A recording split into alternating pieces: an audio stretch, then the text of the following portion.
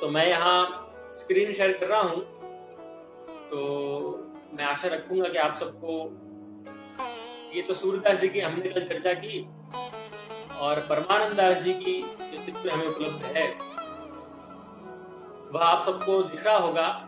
हाथ में तानपुरा लिए हुए श्री परमानंद दास जी विराज रहे हैं गिरिराज जी की तलहटी में। तो आप श्री हैं परमानंद दास जी। परमानंद दास जी की बात, उनके चरित्र का प्रारंभ करें तो मुख्यतः आप श्री कनौज के एक व्यक्ति थे, कनौज के ब्राह्मण थे, और महाप्रभु जी के सेवक आप हुए। अष्टसखा जो है उनमें से 4 महाप्रभु जी के सेवक हैं, 4 गोसाई जी के सेवक। तो सूरदास जी, परमानंद दास जी, कुम्भन दास जी और कृष्णदास अधिकारी, ये 4 सूरदास जी के सेवक हैं, अरे महाप्रभु जी के सेवक। और बाकी के जो 4 बचे वो श्री गोसाई जी। तो इनके जन्म के समय ऐसा हुआ कि जब इनका जन्म हुआ तो इनके माता पिता को एक सेठ के वहां से बहुत धन प्राप्त हुआ, बहुत दान प्राप्त हुआ, बहुत पुण्य प्राप्त हुआ। तो इनके जब माता पिता से वो बहुत आनंदित हुए, बहुत उत्साहित हुए, और इसलिए इन्होंने इनका नाम परमानंद रखा। ये इनके नाम का मूल है। परमानंद दास जी बहुत अच्छे गाते थे। उनका जो कंठ था अत्यंत सुमधुर कंठ आप सबको प्राप्त था। कन्नौज रहते थे, किंतु मकर स्नान के लिए इलाहाबाद प्रयागराज में पधारे थे। तो रोज रात को कीर्तन समान लगता था। एक दिन आया एकादशी का दिन। एकादशी को उन्होंने कहा कि आज हम पूरी रात जागरण का कार्यक्रम रखेंगे, पूरी रात कीर्तन समाज करेंगे। तो ये बात परमानंद दास जी क्योंकि बहुत एक उच्च कोटि के गायक थे, तो वह आए प्रयागराज में, तो समस्त जगह यह बात फैली कि परमानंद दास जी इतना अच्छा गाते हैं, इतने अच्छे स्वर लगाते हैं। उनका पंचम तो बाप रे क्या उनका पंचम लगता है कोयल की आवाज, कोयल गा रही है वह पंचम। बहुत बहुत उनकी तारीफें होने लगी। बात पहुंची अडिल में विराज रहे थे श्री महाप्रभु। अब महाप्रभु जी का एक जलघड़िया था, कपूर क्षत्री करके जलघड़िया, उसको भी यह बात मालूम पड़ी, उन्हें भी यह बात मालूम पड़ी कि परमानंद दास जी पधारे, इतने अच्छे कोई गायक हैं। तो एक दिन वो चुपचाप वहां सुनने गए उन्हें, क्योंकि अगर महाप्रभु को पता चलता कि ये भाई गए सुनने तो कहते कि भाई तू सेवा कर, वहां क्यों जा रहे हो सुनवे परमानंद कोई ऐसे गायक। चुपचाप उन्हें पता चला कि आज रात को एकादशी का दिन था, आज रात जागरण करने वाले हैं परमानंद दास जी। तो वह नदी पार करके वहां पधारे। परमानंद दास जी की जो उनकी संगोष्ठी थी वहां उपस्थित हुए, परमानंद दास जी ने गाया। ये वापस लौट गए, अडेल वापस पधारे कपूर खत्री, और परमानंद दास जी को जागरण करके सो गए। ये सिंपल बात हुई। अब होता क्या है कि परमानंद दास जी को आता है सपना। सपने में उनकी जो संगोष्ठी थी वही उन्हें दृश्य दिखता है, और उसमें एक व्यक्ति की गोद में विराजे हुए नवनीत प्रिया जी हंस रहे हैं, उन्हें देख देख के और उन्हें सुन सुन। परमानंद दास जी को बहुत आश्चर्य हुआ कि अरे ये तो कोई अद्भुत स्वरूप है ये नवनीत प्रिया जी। उन्हें पता नहीं था क्या नाम है, कौन लालन है, कौन भगवान, उन्हें कुछ पता नहीं था। किंतु इतने सुंदर घुंघराले बाल, इतना गौर वर्ण का मुखारविंद, इतना सुंदर कुंडल धारण किए हुए, तिलक अलकावली धारण किए हुए, बहुत उन्हें जो उनकी माधुरी थी नवनीत प्रिया जी की वह उन्हें भा गई। कहा कि कौन है भगवान, कौन है कौन है। सपना में ये थे तो एक व्यक्ति की गोद में थे, और नवनीत प्रिया जी ने इन्हें आज्ञा की, बहुत मीठी आवाज नवनीत प्रिया जी की, उन्होंने परमानंद दास जी को आज्ञा की कि आज मैंने तेरे कीर्तन सुने हैं और मुझको बहुत अच्छे लगे। कि बस इतना ही कहा, ऐसा कुछ नहीं कहा कि आप मुझे मिलने आओ, या मैं अडेल में हूँ, या महाप्रभु जी के वहां आप ब्रह्म समझ लो, ऐसा कुछ नहीं कहा। खाली इतना आज्ञा की कि आज मैंने आपकी कीर्तन सुने, बहुत आनंद आया, और आज मैंने सुने और हंस रहे थे नवनीत प्रिया। परमानंद दास जी की नींद खुली। अरे कौन था यह स्वरूप, इतना सुंदर, इतना लावण्यमय स्वरूप, किसका स्वरूप था, कौन से भगवान है, जगन्नाथ जी हैं कि द्वारकानाथ जी हैं कि रामेश्वर में विराजते भगवान है कि बद्रीनाथ है, कौन ये भगवान है कौन। तो तपास की कहाँ जाए। तो उन्होंने पूछा कि भाई ऐसे लालन कहाँ विराजते हैं, तो सबने कहा कि भाई अडेल में श्री महाप्रभु जी विराजते हैं, आप उनके वहां जाइए। अब महाप्रभु जी के वहां जब गए परमानंद दास जी अडेल पधारे, तो महाप्रभु जी स्नान कर रहे थे नदी में। उन्हें महाप्रभु जी के कृष्ण जैसे दर्शन हुए कि यही कृष्ण है। देखिए, ये और समझने की बात, आप पूरा वार्ता साहित्य खोज लीजिए। बहुत बार ऐसा हुआ है कि महाप्रभु जी ने कृष्ण के रूप में दर्शन दिए हैं, किंतु ऐसा कभी नहीं हुआ कि कृष्ण ने महाप्रभु जी के रूप में दर्शन दिए। महाप्रभु जी ने बहुत बार कभी गोवर्धन नाथ जी के रूप में दर्शन दिए, कभी नवनीत प्रिया जी के रूप में दर्शन दिए, किंतु कभी नवनीत प्रिया जी या श्रीनाथ जी ने, जहां तक मुझे ध्यान है, कभी भी महाप्रभु जी के रूप में उन्हें दर्शन नहीं दिया। इसलिए तो अपने वहां कहा जाता है ना कि वो प्रभु है पर वल्लभ तो महाप्रभु, वो प्रभु से भी श्रेष्ठ है, वह महाप्रभु, उनकी तो बात ही छोड़िए। तो महाप्रभु जी के उन्होंने दर्शन किए, उनके सन्मुख हुए, विनती की कि ऐसे ऐसे मुझे आप अंगीकार कीजिए। तो महाप्रभु जी ने उन्हें कहा कि आप स्नान करके, उन्हें जलघड़िया जो कपूर क्षत्रिय जिनके दूध में नवनीत प्रिया जी विराज को उन्होंने सपने में आज्ञा की, वह उन्हें वहां उपस्थित थे, तो उनसे मिले, बहुत भगवत स्मरण किए आदि। देखिए, इसमें भी जैसा मैंने आपको कल कहा कि हम वार्ता तो समझेंगे, वार्ता तो आप सबके पास घर में विराज ही रही है, तो खाली वार्ता नहीं, किंतु उससे निकलता सारांश क्या है, उसमें क्या समझने लायक बातें हैं, उसका अपन मूलतः चिंतन करें। तो यहाँ भी तुलसीदास जी रामायण में कहते हैं कि बिना संता, बिना हरि कृपा मिल ही नहीं संता। कि प्रभु अगर भगवत प्राप्ति किसी व्यक्ति को होने वाली हो ना, तो पहले उससे संत मिलते हैं, पहले उनसे भगवत के, पहले उन्हें महापुरुष मिलते।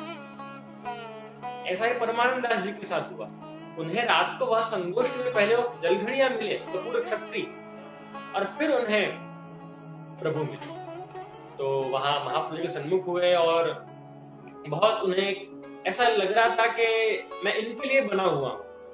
बहुत लोगों को देख के आप लोगों को भी ऐसी भावना आई होगी, अमुक प्रभु के पास जाके, अमुक ऐसे गुरु होते हैं, उनके पास जाके आपको एक अलग ही प्रकार की शांति, एक अलग ही प्रकार का चैन, एक अलग ही प्रकार का आनंद में बहुत बार अनुभूत होता है। ऐसा लगता है कि जैसे हमारा कुछ संबंध था, मतलब कह नहीं सकते, पर कुछ होता है, मैं उसे डिस्क्राइब नहीं कर सकता क्या होता है वो। तो ऐसे परमानंद दास जी को उन्होंने अनुभव किया। क्षत्रिय मिले, वो जलघड़िया मिले, महाप्रभु जी ने कहा कि जाओ परमानंद दास, स्नान करके आओ। परमानंद दास जी स्नान करके आए। श्री महाप्रभु जी ने दशम स्कंद की केवल अनुक्रमणिका, जैसे कल सूरदास जी को पढ़ाई थी, वैसे केवल दशम स्कंद की अनुक्रमणिका परमानंद दास जी को पढ़ाई।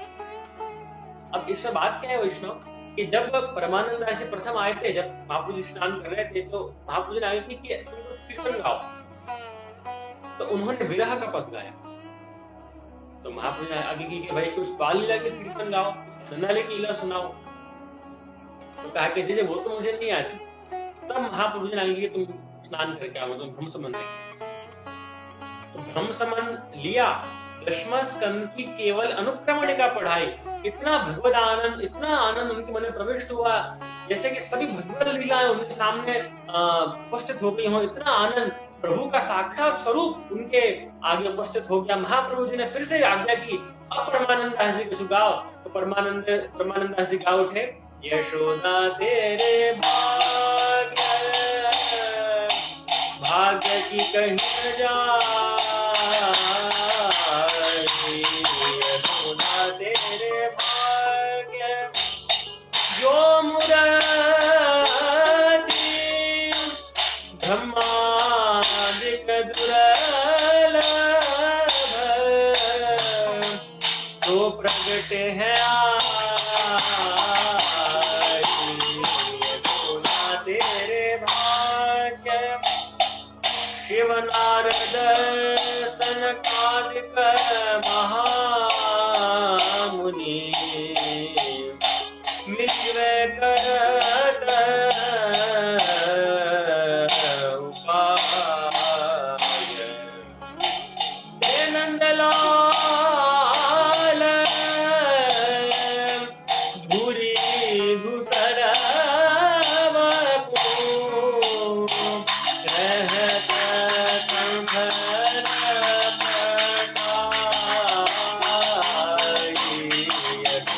तेरे भाग्य रतन जटित पौढ़ाय पालने, बदन देख मुस्काई,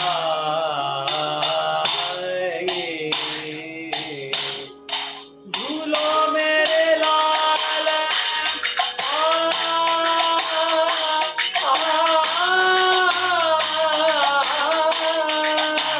झूलो मेरे लाल जाऊं बलिहारी, परमानंद यश गाई, यशोदा तेरे भाग्य की कहीं न जाई, यशोदा तेरे भाग्य, यशोदा तेरे भाग्य, यशोदा तेरे भाग्य, तेरे भाग्य की कहीं न जाए यशोदा, तेरे भाग्य की कहीं न जाए। पहले गाते थे विरह के पद, दुख के पद, सूरदास का संग सेम था। पहले गाते थे हो हरि सब पत्तन को नायक, हो हरि सब पजरन को ठीको, और अनुत्तम का पढ़ाते ही एरी ब्रज भयो मेहर के, इनके संग सेम कंडीशन। पहले गाते थे विरह के पद, दशम स्कंद की अनुत्तम का पढ़ाई, गाया यशोदा तेरे भाग्य की कहीं न जाए। क्या अद्भुत पद है वैष्णव ये भी, कि जो मूर्ति ब्रह्मादि के दुर्लभ सो प्रकटे हैं आई। जो मूर्त ब्रह्मा जैसे महामुनियों को भी दुर्लभ है, वह आपके वहां प्रकट। और इसमें आगे एक लाइन आती है कि ते नंदलाल धूरी धूसर बपू रहत कंठ लपटाए। इनके चरण रज की रेणु के लिए, जिनके चरण रेणु के लिए शिव नारद जैसे महामुनि तरस गए। आपको तो एक बात कहता हूं मैं कि ब्रह्मा जी ने वामन पुराण में एक ऐसी आज्ञा की कि 60 वर्ष सहस्त्राणी मया तप्तम तपः पुरा तथापि न मया प्राप्ता स्तासाम वही पादरेण। ब्रह्मा जी कहते हैं मैंने प्रभु 60,000 वर्ष तप किए, फिर भी प्रभु की तो छोड़ो, मुझे गोपियों की चरण रेणु नहीं मिली। तो ऐसे प्रभु की चरण रेणु के लिए जिनके लिए सब लोग तरसते हैं, वैसे प्रभु को यशोदा जी अपने कंठ से लगा के रखी है। ते नंदलाल धूरी धूसर बपू रहत कंठ लपटाए। प्रभु दौड़ के आते, यशोदा जी गले लग जाते। ऐसी भाग्यशाली यशोदा है।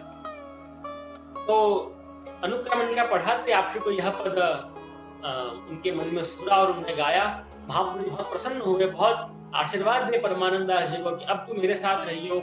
और अब महाप्रभु जी के एकदम एक बड़े भक्त पुष्टि मार्ग के परमानंद दास जी से स्थापित हो चुके थे। इस वार्ता में वैष्णव अमुक 2-3 सीखने की बात है, एक समझने लायक बात है, सीखने लायक से ज्यादा, कि देखिए परमानंद दास जी को विरह क्यों हुआ।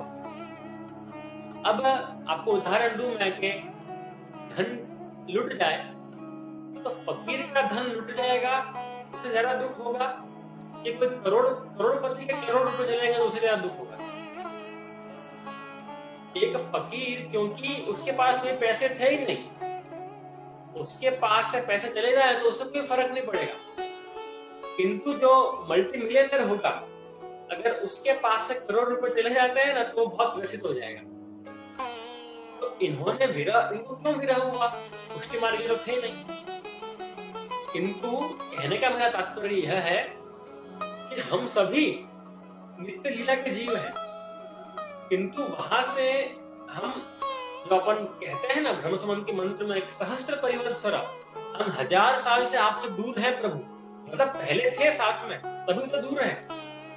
अब आपको मैं कहूं कि अमेरिका रहता हुआ कोई जॉन के आपको विरह होगा, आपको याद है किसी जॉन या डिक या हैरी की? नहीं आएगी हमें याद, हमें क्यों याद है उसको।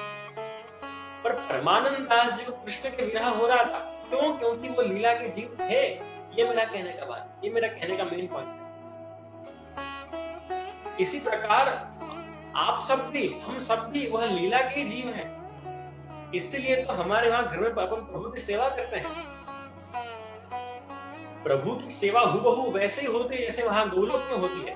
तो वह करते करते हमें एक दिन वह एक मेमोरी आ जाए, एक वो पूर्ण का संस्कार हमें क्लिक हो, अरे ये तो नहीं था, समझिए मतलब वो फीलिंग लाने के लिए जैसे महाप्रभु जी आगे करते हैं सुबोधन के 10वें स्कंद के पहले अध्याय में कि यावत बहिस्थितो वह्नि प्रगटो वा विषय नहीं। लकड़े में आग होती है, सब मानते हैं। आपको ठंड लगे, लकड़े के पास जाके खड़े जाइए, आपको गर्मी मिलेगी? नहीं मिलेगी। उस लकड़े में आपको साक्षात अग्नि का स्पर्श कराना पड़ेगा, तब जाके उस लकड़े के अंदर रही हुई अग्नि प्रकट हो। माना हम सब प्रभु के अंश है, ममैवांशो जीव लोके जीव भूत सनातन। भगवद गीता का 15वां अध्याय पुरुषोत्तम में प्रभु ने आज्ञा की है कि मेरे ही लोग इस धरती पर, मैं मेरे ही अंश है ये सब। किंतु हमारे अंदर विराजते हुए प्रभु तो ऐसे प्रकट नहीं हो जाएंगे जिस प्रकार लकड़े की बात की मैंने। उस लकड़े को एक साक्षात अग्नि का स्पर्श कराना पड़ेगा, तब जाके वह लकड़े के अंदर रही हुई अग्नि प्रकट होगी, प्रज्वलित। इसी प्रकार हम सब भी लीला के जीव हैं, इसलिए ये सेवा वचनामृत कीर्तन ये क्यों होते हैं? तो आपके अंदर वो स्पार्क जलाते। उपनिषद ने कहा अग्निर यथा विस्फुलिंगः विद्युत् तथा जीवोद्गमस्तु। आग से जैसे तड़कला कहते हैं गुजराती में, चिंगारी निकलती हैं, वैसे हम सब जीव का प्रागट्य हुआ। तो वह आग बुझ नहीं जाए चिंगारी वाली, वो उसको जला के रखे ताकि किसी न किसी दिन प्रभु कृपा करें और फिर वापस वह आग में जुटे। इसलिए हम सब वचनामृत हुए, कीर्तन हुए, के सत्संग हुए, के सेवा हुए, इन सबका यही प्रयोजन। इसलिए परमानंद दास जी को स्मरण तो था ही पहले जन्म का, इसलिए विरह के पद गा रहे थे। पर महाप्रभु जी ने कृपा की तो प्रभु के बाल लीला के पद आपश्री ने गाने शुरू किए। बाल लीला के पदों में आपश्री की अत्यंत आसक्ति उनकी थी और ऐसे धीरे धीरे समय बीता। महाप्रभु जी अक्सर आज्ञा करते हैं, प्रायः ऐसे आज्ञा करते हैं, परमानंद दास जी कैसे सुनाओ। परमानंद दास जी ने एक बार गाया कि यह मांगू गोपी जन वल्लभ, मानुष जन्म और हरि सेवा, ब्रज वसवो दीजिए मुझ। ये कीर्तन गाया तो महाप्रभु जी बहुत प्रसन्न हुए।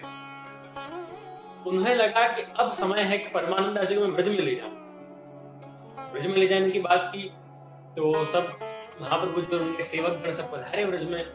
रास्ते में कनौज गांव आता है, जो जहाँ ये परमानंद दास जी का मुख्य गांव है।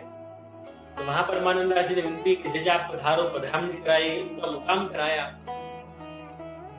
अब इसमें ऐसा हुआ, एक बहुत अद्भुत प्रसंग है परमानंद दास जी का, कि एक दिन विराजे हुए थे महाप्रभु जी कनौज में और प्रसाद लिया, दोपहर का समय था। गादी तख्ताओं पे श्रीमदाचार्य विराज रहे थे। परमानंद दास जी सब वैष्णवों को समाधान करके, वैष्णव का समाधान करके वो भी पधारे और अमुक 5-6 वैष्णव विराजे हुए थे, महाप्रभु जी विराजे हुए थे, दोपहर का समय था। महाप्रभु जी ने आज्ञा की, परमानंद दास तो सुनाओ। परमानंद दास जी को ब्रज की याद आ रही थी, उन्हें ब्रज में जाने की उत्सुकता थी। वह गा उठे, हरि तेरी लीला की सुध याद।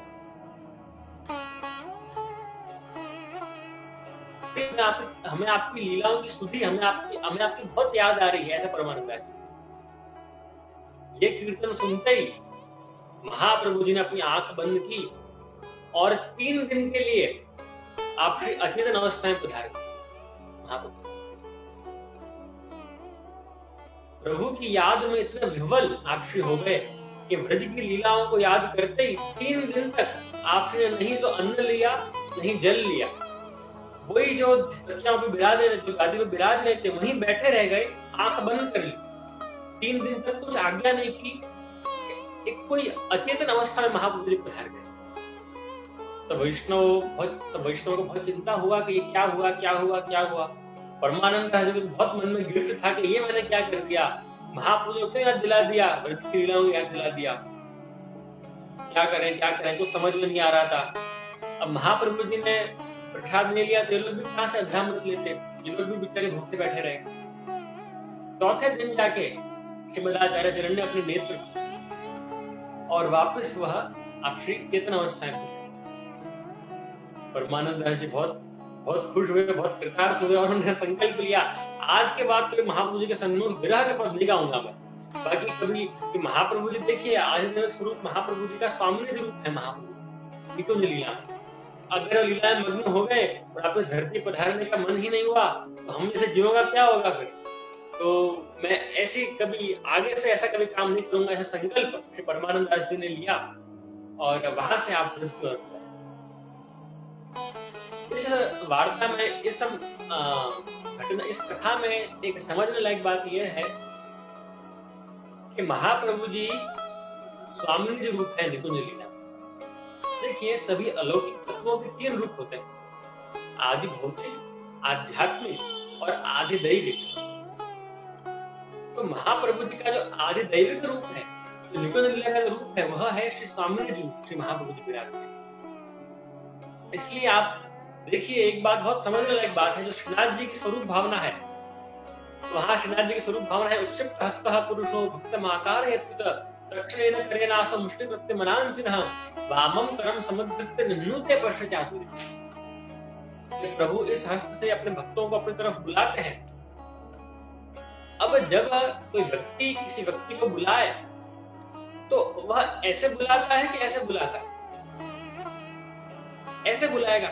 अपन कहेंगे अरे भाई कपिल जी यहाँ आना, तो ऐसे बुलाऊंगा, ऐसा नहीं बुलाऊंगा कपिल जी आना तो यहाँ पे। पर श्रीनाथ जी का जो श्रीहस्त है वह ऐसा नहीं है, वह ऐसा है। तो उसका अर्थ अपने आचार्यों ने किया कि जो प्रभु का दक्षिण और वाम, प्रभु के 2 श्रीअंग हैं, तो जो वाम श्रीअंग है प्रभु का वह स्वामी जी रूप है। समझिएगा बात को। तो श्रीनाथ जी आगे करते हैं कि हे जीव, यदि तू मुझे सीधा पाने जाएगा तो हमेशा फेल होगा, किंतु यदि तू महाप्रभु जी के द्वारा, तू स्वामी जी के द्वारा मुझे पाने जाएगा तो ही तू मुझे पा पाएगा। ऐसे श्री महाप्रभु, ऐसे श्री ठाकुर जी क्या। इसलिए निकुंज लीला का जो स्वरूप है महाप्रभु जी का, वह ध्यान में रखते हुए परमानंद दास जी ने संकल्प लिया कि आज के बाद कभी ऐसे पद महाप्रभु के सम्मुख मैं नहीं गाने वाला। उन्होंने हाथ जोड़ लिए और ऐसे करते करते धीरे धीरे वह सब ब्रज में पधारे। ब्रज में पधारते ही श्री महाप्रभु जी ने परमानंद दास जी को श्री सम्मुख किया और कहा कि अब तू सुगा। अब प्रभु के दर्शन करते ही अब परमानंद दास जी क्या करें, जिनके लिए तो तैत्तिरीय उपनिषद ने कह दिया कि यतो वाचा निवर्तन्ते, कि जहां से वाणी लौट के आती है, अप्राप्य मनसा सह, वह मन द्वारा अप्राप्य है। कीर्तन गाते हैं कि रसना एक कहाँ लो वर्णो अंग अंग सुंदरताई। हमारी जीव एक ही है और प्रभु के रूप तो अनंत है, हम कहां तक उसका वर्णन करें। तो वेदों ने कह दिया नेति नेति, ये भी नहीं है, यह भी नहीं है, यह भी पूर्ण नहीं है, यह भी। उनके वेदों को समझ में नहीं आया क्या परमात्मा है। परमानंद दास जी को महाप्रभु ने आगे की तुम तो कीर्तन गाओ। तो उन्होंने फिर एक महात्म्य का पद मोहन नंद राय कुमार, इस प्रकार का पद आप श्री ने गाया। आप श्री ब्रज में रहने लगे और श्री जी की सन्मुख, श्री जी की सेवा में आप श्री रहने लगे। एक बार ऐसे हुआ कि एक राजा और रानी, राजा अपना डेरा लेके ब्रज में आए थे और राजा ब्रज में आए थे तो राजा ने प्रभु के दर्शन की, श्रीनाथ जी के दर्शन की, बहुत प्रसन्न हुए, बहुत आनंद उनके मन में हुआ कीर्तन सुन के, श्रीनाथ जी के दर्शन करके। डेरा पे वापस आए रात को, तो रानी को आके कहा कि तुमको वहां चलना चाहिए। ब्रजभाषा में कहा कि तुमको वहां चलना चाहिए, पर्वत के देवता बहुत सुंदर हैं, उनके एक बार दर्शन करने चाहिए। अब रानी, आप पहले क्या आपको पता है, थोड़ी ऐसे ऐठीली होती थी, ऐसे तुरंत माने ऐसी नहीं होती। तो रानी ने कहा कि नहीं, मैं तो नहीं जा रही, अगर मेरी मान मर्यादा वहां सचवाए तो मैं आऊं श्रीनाथ जी के दर्शन करने। मेरा व्यवस्थित पर्दा चाहिए, मेरे आगे 2 लोग, पीछे 2 लोग, इस पास 2 लोग, उस पास 2 लोग, इतने सब प्रोटोकॉल्स मेरे फॉलो होते हो तो ही मैं आऊं। अब राजा वैष्णव थे, उन्होंने कहा कि अरे रानी, प्रभु सम्मुख ये सब कुछ नहीं होता, वह पूर्ण पुरुषोत्तम है, ये सब नाटक उनके सामने नहीं करने के, प्रभु के सामने, उनके सम्मुख तो अपन उनके दास हैं। तो रानी जिद पड़ गई, नहीं, मुझे तो ये सब चीज चाहिए, अगर ये आप प्रोवाइड करोगे तो ही मैं आऊंगी। अब राजा ने विचारा कि भाई चलो कर देते हैं, अब क्या, उन्हें विनती की, उन्हें महाप्रभु से विनती की कि ऐसे ऐसे रानी कह रही है। तो महाप्रभु ने आगे की जरूर, हमें कोई वांधा नहीं, रानी भले पर्दा में दर्शन करें। ऐसा करेंगे कि रानी को जनसाधारण है उनसे पहले दर्शन करा देंगे रानी को। इस प्रकार आपने सब नक्की की। परमानंद दास जी उपस्थित थे तो रानी को पहले मंदिर में पधराया। रानी धीरे धीरे अपनी सखियों के संग, जो उनकी आसपास जो उनके सेवक होते थे उनके संग धीरे धीरे प्रभु के दर्शन को आई। प्रभु के दर्शन किए, हाथ जोड़े रानी खड़ी हुई और प्रभु झट सिंहासन से भगे और दर्शन के दरवाजे खोल दिए, कमल चौक के दरवाजे। अब देखिए हमारे प्रभु भी तो सीधे थोड़ी होते, लीलालाल गोवर्धन धारी है। जो जैसा भक्त वैसे प्रभु बन जाते हैं। गीता में प्रभु की आज्ञा है, ये यथा माम प्रपद्यन्ते ताम सतैव भजाम्यहम्। जो मेरी शरण जैसे आता है उसको मैं उसी तरह भजता हूँ। तो अगर तुम मेरे संग चालाकी करोगे तो मैं भी चालाकी करूंगा।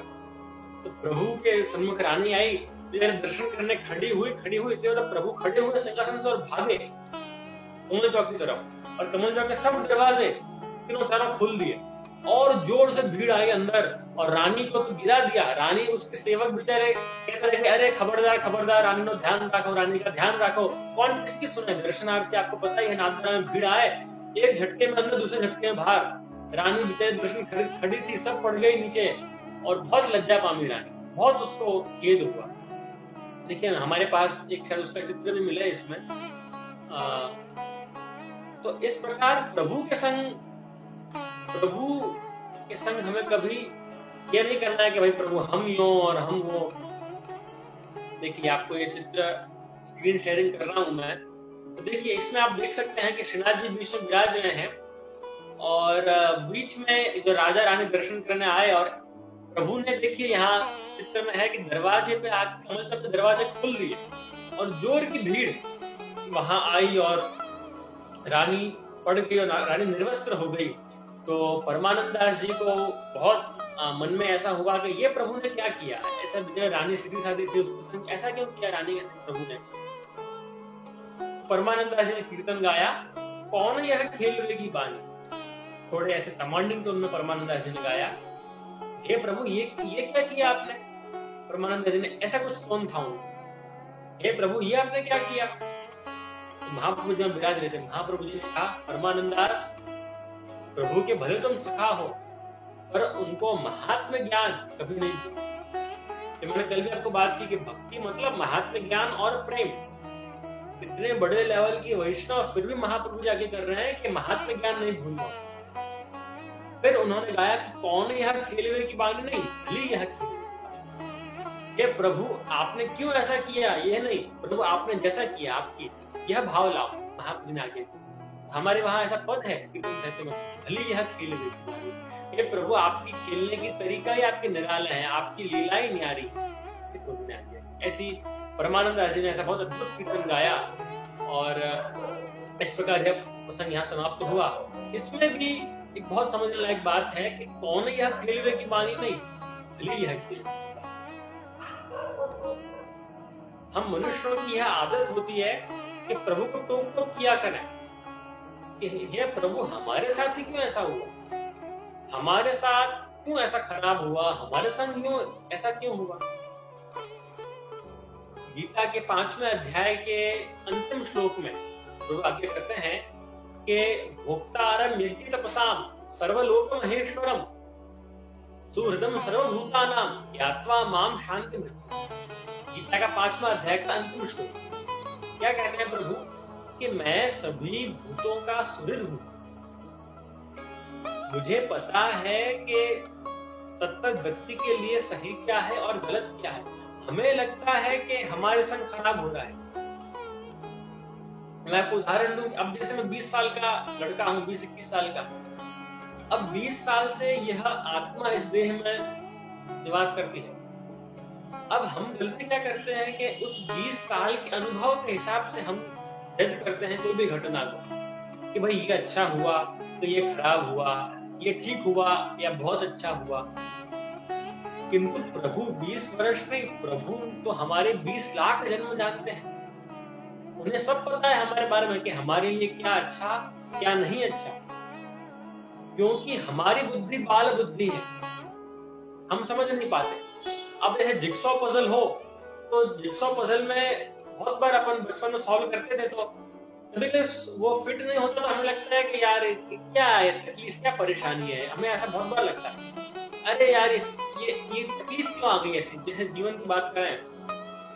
पर जब हम पूरे जिगसॉ पजल को सुव्यवस्थित रीत से उसे ऑर्गेनाइज करके देखते हैं ऊपर से, तो हमें लगता है कि नहीं, ये जो पीस था वो वहां के लिए बना था और ये बहुत अच्छा हुआ, ऐसा पीस आया। इसी प्रकार हमें भी जीवन की अमुक घटना ऐसे लगती हैं कि अरे ये प्रभु ने हमारे साथ क्या किया, किंतु यदि हम 20 साल बाद उस घटना को वापस देखें तो आप रियलाइज करेंगे कि जो मेरे साथ हुआ वह अच्छा ही हुआ। ये बात समझिए। तो एक प्रसंग बहुत मैं कहता हूँ, वापस रिपीट करता हूँ आज के। एक सेठ जी थे, फटाफट एक प्रसंग डिक्टेट कर देता हूँ आपको। एक सेठ जी थे, तो उनके चित्रकारी का उन्हें बहुत शौक था। चित्रकारी का शौक था तो एक दिन पहाड़ पर गए पेंटिंग करने, तो सामने वाले पहाड़ को देखा तो बहुत प्रभावित हुए उससे, उसकी पेंटिंग करने लगे। अब पेंटिंग जब अपन करते हैं ना, अपन ऐसे पीछे आके देखते हैं। जब कोई चित्रकार को आपने देखा हो तो ऐसे वो देखता है कि भाई इसका प्रोपोर्शन बराबर है कि नहीं, ये कलर कैसा लग रहा है, ये शेप कैसा लग रहा है, ऐसे देखते हैं अपन। तो ये व्यक्ति भी ऐसे कर रहे थे और एक समय ऐसा आया कि चित्र उनको पूरा हो गया, बहुत अद्भुत चित्र उनका बना था और ये व्यक्ति खाई में पड़ने वाले थे, पीछे जा रहे थे। क्योंकि अब जो नौकर था उसकी नजर पड़ी कि अरे सेठ जी तो गिरने वाले हैं पहाड़ पे, क्या करूं। उसने बेचारा अगर जोर से चिल्लाऊंगा तो डर के मारे गिर जाएंगे, अगर उनकी तरफ तेज दौड़ूं कि अरे सेठ जी रुको तो भी डर जाएंगे, तो भी गिर जाएंगे पीछे। क्या करूं। उसने बेचारा रंग की जो थाली थी उसे उसमें पानी डाला, उसमें रंग घोले और जोर से उस चित्र पर डाल दिया, पूरा चित्र बिगाड़ दिया। अब यहाँ जो सेठ जी पीछे जा रहे थे वो उन्हें आया बहुत बड़ा क्रोध, वो दौड़े इसकी तरफ। अरे ये तेरी, उसको अपशब्द कहते हुए दौड़े कि ये तेरी क्या हिम्मत, ये मेरे जीवन का बेस्ट चित्र था, कितनी मेहनत करके मैंने चित्र बनाया था, ये मेरे जीवन का सपना था, इतनी मेहनत करके 5 घंटे की मेहनत करके मैंने चित्र बनाया और तूने 2 सेकंड में उसे बिगाड़ दिया। सेठ जी ने कहा। नौकर बहुत वफादार था, बहुत अच्छा था, उसने हाथ जोड़े और कहा, अरे सेठ जी, अगर आज मैं यह चित्र नहीं बिगाड़ता ना तो आपकी पूरी जिंदगी बिगड़ जाती। आप अगर चित्र में ही आपका ध्यान होता तो आप गिर जाते, आप मर जाते, चित्र की क्या बात कर रहे हैं आप। इसी प्रकार प्रभु भी हमारे जीवन में बहुत बार नौकर जैसे काम करते हैं। हमें लगता है कि ये क्या किया, कि क्यों हमारे इतना चित्र बिगाड़ दिया, इतनी अच्छी शादी थी, इतने अच्छे सब था, ये अचानक कैसे क्या हो गया। किंतु प्रभु क्योंकि वो लार्जर पिक्चर ऑफ लाइफ देख सकते हैं, उन्हें वो जूम आउट कर सकते हैं पूरे पिक्चर ऑफ लाइफ को, इसलिए उन्हें पता है कौन सी चीज कब देनी और कौन सी चीज कब ले लेनी है। इसलिए ऐसे में दुख नहीं करने का कि अरे ये क्या हुआ, ये हमारे संग ऐसा क्यों हुआ। इसलिए परमानंद दास जी को महाप्रभु ने कि कौन यहाँ खेलवे की बानी नहीं, भली यहाँ खेलवे की बानी। प्रभु को क्वेश्चन मत करो कि ये प्रभु आपने क्यों किया। You are no one to question him. हम बहुत अल्पज्ञ हैं, प्रभु सर्वज्ञ हैं, उन्हें सब पता है धरती के बारे में। और हमारे जैसे मैंने कहा, हम 20 साल के एक्सपीरियंस से जज करते हैं कोई इवेंट को, उन्हें 20 लाख जन्मों की खबर है, हमारा उन पर विश्वास कीजिए। इसलिए भले यह खेलवे की बात, कौन यह खेलवे की बात नहीं। इस प्रकार रानी का प्रसंग हुआ। एक बार ऐसा हुआ कि परमानंद दास जी जन्माष्टमी का उत्सव मनाने का समय आया, जन्माष्टमी मना रहे थे। नवनीत प्रिया जी को बहुत भारी श्रृंगार हुए, केसरी वस्त्र, सब बालकों ने केसरी वस्त्र धारण किए थे और गोपी ग्वाल बन के, जो अपने आनंद महोत्सव का क्रम है कि वल्लभ कुल यशोदा जी बनते हैं, मुखिया जी नंदराय जी बनते हैं और अमुक निज परिकर वो गोपी ग्वाल बनते हैं। उस प्रकार सब आने लगे। परमानंद दास जी के मन में इतना आनंद हुआ, पूरे दृश्य को देख के उन्हें ऐसा ही महसूस हो रहा है जैसे सारा संकल्प के द्वापर युग में रन महोत्सव हो रहा हो, और इतने आनंद में आए। और महाप्रभु ने विषय भी जानी कि चलो परमानंद दास कुछ गाओ, तो गा उठे, हेरी है भैया हो आज नंद राय के, आज नंद राय के आज ब्रज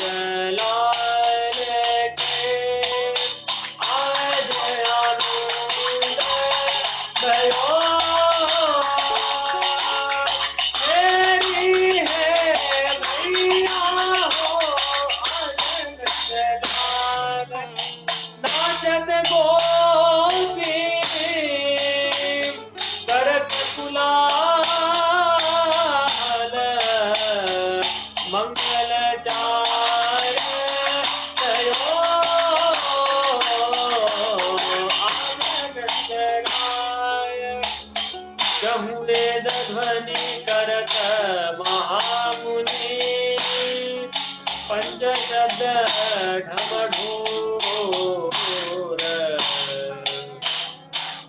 परमानंद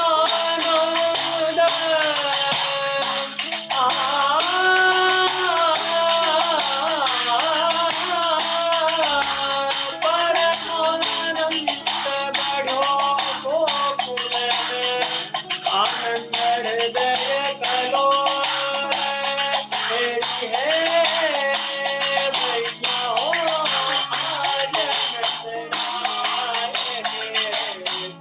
आज नंद राय के आज गजराज के आज आनंद भयो तेरी है भैया हो आज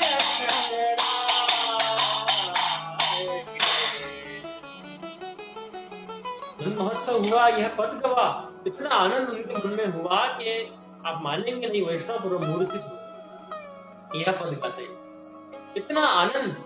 इसमें एक पंक्ति मेरे से गलत गव गई है, किंतु कोई बात नहीं, मुझे स्मरण नहीं रहा। तो यह पद गाके वह मूर्तित हो गए परमानंद, इतना उनके अंदर आनंद, खुद आनंद उनके अंदर प्रविष्ट हुआ। और फिर उनकी तबीयत इतनी स्वस्थ नहीं रहने लगी और धीरे धीरे फिर उन्हें ऐसा लगा कि अब मेरा अंत समय आ रहा है। तो वह गिरिराज जी की तरेटी में पधारे और जिस प्रकार सूरदास जी का संग हुआ कि गोसाई जी वहां पधारे उनके अंत समय में, उसी प्रकार परमानंद दास जी के साथ भी ऐसा हुआ कि गोसाई जी इनके वहां पधारे और पूछा कि तुम्हारे चित्त की वृत्ति कहाँ है परमानंद दास। तो उन्होंने एक स्वामी जी का एक पद गाया, उसी के संग आप श्री ने देह परमानंद। तो वैष्णव ने इनके अग्नि संस्कार किए, हवेली पे गोसाई जी पधारे और शाम को विराजे सेवा करके शयन के बाद विजय वैष्णवों के संग, और आज्ञा की कि पुष्टि मार्ग के 2 ही सागर हुए। कहे कौन से? क्योंकि एक सूरदास और एक परमानंद। पुष्टि मार्ग को जहाज एक ही है, सूरदास जी। मुझे कहा नहीं पुष्टि मार्ग को जहाज जाओ, जो लेना है ले लो, जो सूरदास जी के जो अंतिम समय का प्रसंग है। और ये परमानंद दास जी की पुष्टि मार्ग में 2 ही सागर हैं, एक तो सूरदास जी और एक परमानंद। तो इस प्रकार परमानंद दास जी का चरित्र, इनका चरित्र अगाध है वैष्णव, जैसे मैंने आपको कहा। पर्यत किंचित हमें जो समय प्राप्त है उसके हिसाब से उनकी चिंतन करते हैं।